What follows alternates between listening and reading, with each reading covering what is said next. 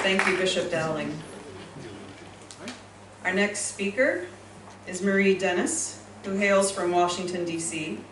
Marie has been a member of Pax Christi International's board since 1999 and has served as co-president for the past 12 years. And like Bishop Dowling, her term is wrapping up this week. So we are very pleased to have her with us. She is on the executive committee of the Catholic Nonviolence Initiative, and she has years of experience in advocacy and activism on all aspects of peace building, economic justice, and many, many other issues. For instance, one small thing is she started the Jubilee International Debt Cancellation Campaign in the United States. One other small thing, she has accompanied Central American refugees. So she has many years of experience on this issue and many others. So we would like to welcome Marie this evening.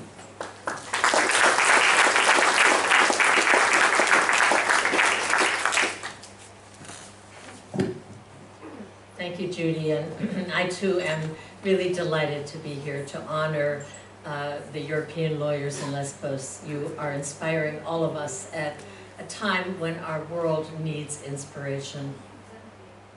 In his message prepared for the World Day of Migrants and Refugees, Pope Francis wrote, "Migrants, refugees, displaced persons, and victims of trafficking have become emblems of exclusion.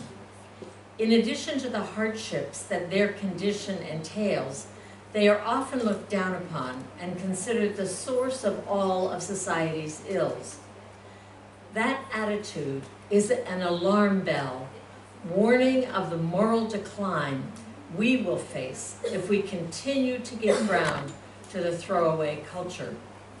It is not only the cause of migrants that is at stake.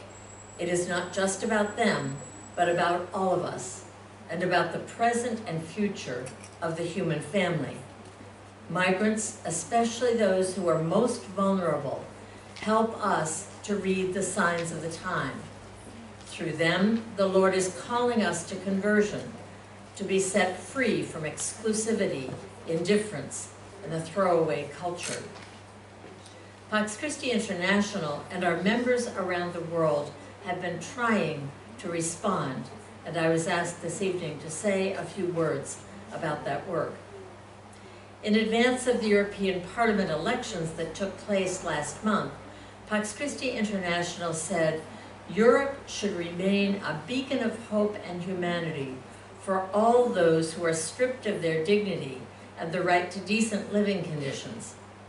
Pax Christi urged EU member states to actively implement the UN Global Compact for safe, orderly, and regular migration, which was adopted in 2018 as a framework for international cooperation.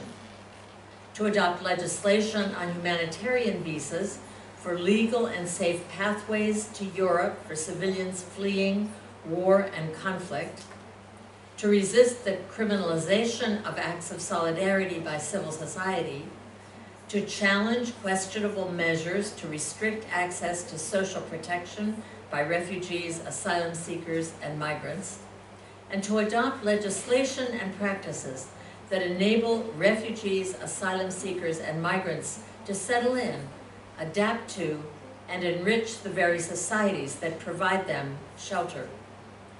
As an international Catholic movement, we believe that the most important voices in the global debate about migration must be those of migrants and refugees themselves. So a few years ago, we initiated our Young Peace Journalists project, through which young people from around the world are trained to conduct respectful interviews with people who have had to flee their home country, listening carefully to their stories to understand better their experience and to share these stories with others online, in print, or in person. We believe that these important stories are also about the many gifts that refugees and migrants bring to the communities where they settle. As the Global Compact was being negotiated, Pax Christi International was clear in saying that states should not only ensure a more effective responsibility sharing in response to large movements, but they should also accept the opportunity to recognize and emphasize the significant contributions that refugees and migrants make to their host communities. In the last few years, Pax Christi International has participated in different delegations of faith leaders, in particular to Honduras, to better understand the root causes of the massive migration of Hondurans to the north. Root causes including environmental degradation from mining projects, land disputes, human rights violations by police and military, poverty, unemployment, gang violence, and more. In fact, Pax Christi International has had a very long-term commitment to promoting the rights and human dignity of migrants and refugees. In 1980, for example, Archbishop Oscar Romero invited Pax Christi International to show special solidarity with the people of his region. After his assassination, we sent a mission to 4 countries in Central America to investigate the human rights situation there, the position of the churches, and in particular, the situation of Salvadoran refugees in Honduras. Our concern has continued and deepened since then. A few examples. Last September, Pax Christi representatives from Japan and South Africa joined other religious leaders and civil society representatives in Rome at the World Conference on Xenophobia, Racism, and Populist Nationalism in the context of global migration to discuss the urgent task of combating the world's increasing fear of so-called strangers. Migrants and refugees at that meeting offered a first-hand perspective on how political and social responses have either led to grave injustices or, on the other hand, have given them hope. Our member organization in Mexico, Centro de Derechos Humanos Fray Bartolomé de las Casas, participated in a 7-year process through which organizations that provide direct care to migrants and refugees explored ways to strengthen and coordinate security, safety, and self-care for defenders of migrants. Their report concluded by stating, we reiterate our commitment to the defense of their fundamental rights, and although we have strengthened our protection capabilities and self-care, aggravated violence in our country is a reality in immigration work, and we stress the urgency of the Mexican state to assume its responsibility to ensure, respect, and protect the work of defenders of human rights. In France, Pax Christi participated in a solidarity march with migrants from Ventimiglia to Calais and London, part of a journey of 1,400 kilometers in 60 stages over 70 days that had already visited Nice, Marseille, Lyon, and Paris. Pax Christi France also denounced the construction of the Wall of Shame in Calais as a dangerous step to for the rights of migrants. Pax Christi International's member organization in Croatia, the Center for Peace, Ostrek, is participating in a project, Home Away from Home, which addresses the challenges related to the integration of refugees, asylum seekers, and migrants into European communities, and aims at identifying, analyzing, and promoting innovative and community-based approaches to the integration of these new European citizens. Pax Christi New Zealand organized a liturgy, as many others in the Pax Christi family have, for migrants and refugees to coincide with World Refugees and Migrants Day. Pax Christi in Wallonia, Brussels, held a debate on the situation of sub-Saharan migrants in Belgium.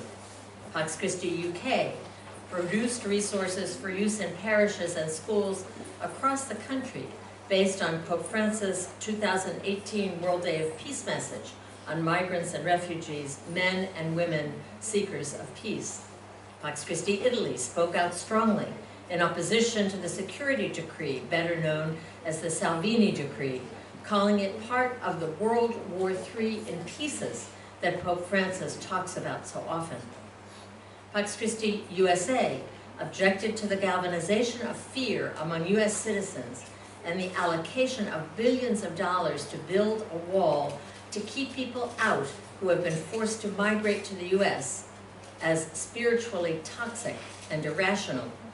They urged Pax Christi members across the United States to sign a pledge saying, as politicians try to divide us against one another according to race, ethnicity, and/or nationality, we remain united and steadfast in our conviction that all people deserve dignity, respect, and equity, and that together we can make such a world possible. We are people of faith and conscience, coming from a long tradition of welcoming the sojourner and loving our neighbor, and following the example of our sacred texts, pledge our commitment to be good neighbors to those seeking refuge in our community, and to build a community where all are welcome.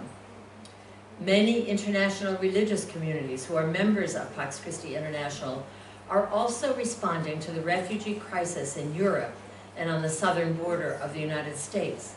Columban missionaries, Sisters of Mercy of the Americas, Maryknoll missioners, School Sisters of Notre Dame, and many more are personally welcoming refugees and migrants and advocating for national and international policies that address the root causes of migration.